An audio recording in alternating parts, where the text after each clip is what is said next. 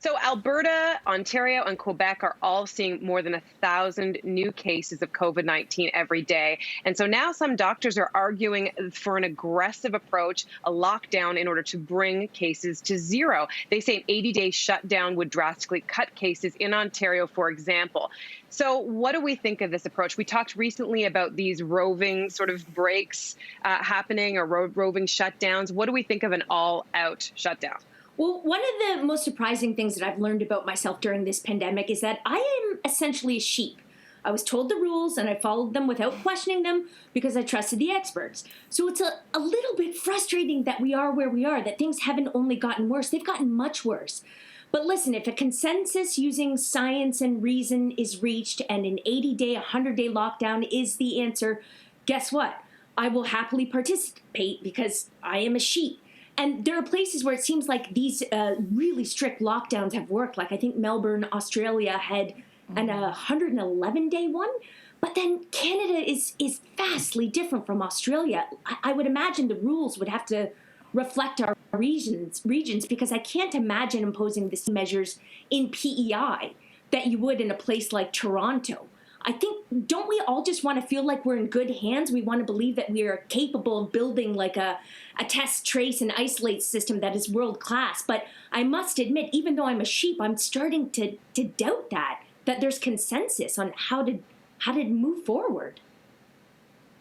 I mean, Karen on Facebook says this: I think the part people don't seem to be understanding is how fast the hospitals fill up. U.S. hospitals are turning away ambulances. People are being sent home from because there are no beds. Not sure what the answer is, but the current one is not working. And I would have to agree. This is why I have been so open to be following the rules just like you. But as you said, there's frustration, there's exhaustion, there's feeling of like, hey, y'all, I'm bunkering down over here. What are you doing, right? And that shouldn't be the case. What should be the case is we should maybe just have a more stricter, firmer, louder, and more confident government, I think, in particular in Ontario. You know, I watched Doug Ford say, I'm not hesitant to shut it down. I'm not hesitant. We know parents who say when they're not hesitant, they usually are. And I think in this case, it just means that we just need people that are just going to make decisions that we might not want.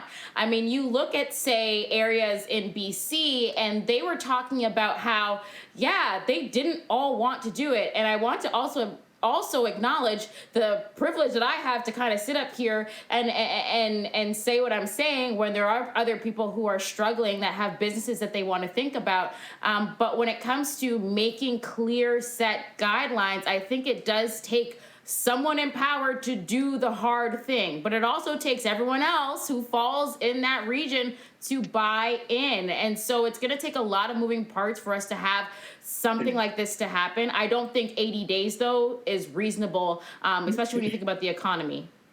We have a comment from Lori on Twitter. Sorry, go ahead, Sin. I'm just going to read Lori's comment first, then Lori goes, I'm in BC and I'm over this softly approach. We have good examples of protocol in Australia that works. Mandate masks so small store owners can say to customers, it is law. Stop people from traveling around provinces for work and impose hefty fines. Yes. People before economy. Sin?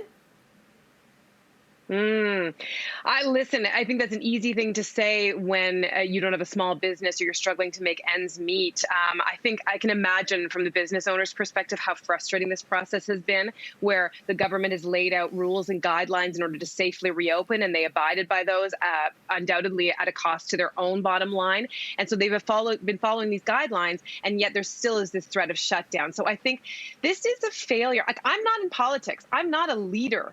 And there's a reason for that, because I expect that people who go into politics and go into leadership will have some answers. And this is, I think, a problem with cohesive messaging. And listen, I'm not saying that it would be easy. And I'm for sure empathize with the idea of trying to have a cohesive message across this country, because there are very different situations in the different provinces and in different cities. But having said that, I think science is consistent. And I know there has been some mixed messaging along the way as the pandemic has evolved. There's been more information. But I think right now what we need is a cohesive message. Right. And if that message is is stay home for a little while. I will listen to it as well, Jess, but I'm not going to say it's without resentment. Yeah. And I will say that I will tweak that message, and you can crucify me for this if you want to. But the thing is that I've talked about on the show before about how my son was suffering immensely with depression, basically, a 7-year-old depressed during the summer.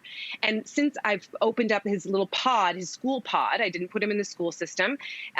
He's just blossomed. And so I'm unless there's an actual dire need to keep him from that, I'm not going to do that. I trust these families. If that's the only outlet that we have, I'm going to keep holding on to that for as long as I possibly can. Yeah, Cyn, you kept saying cohesive messaging, and I sometimes feel like I guess I'm really stupid, because when I'm looking at the rules of what you're allowed to do and what you're not allowed to do, it all looks like a physics experiment to me. I don't get it. And so when they're talking about COVID zero and certain regions are going to do certain things depending on the rate of cases in that region, I don't know that people, especially in Ontario, stick to just their immediate neighborhoods and communities. Like, you drive to different places, you go shopping for here, you go there to look for, I don't know, a couch or a relative.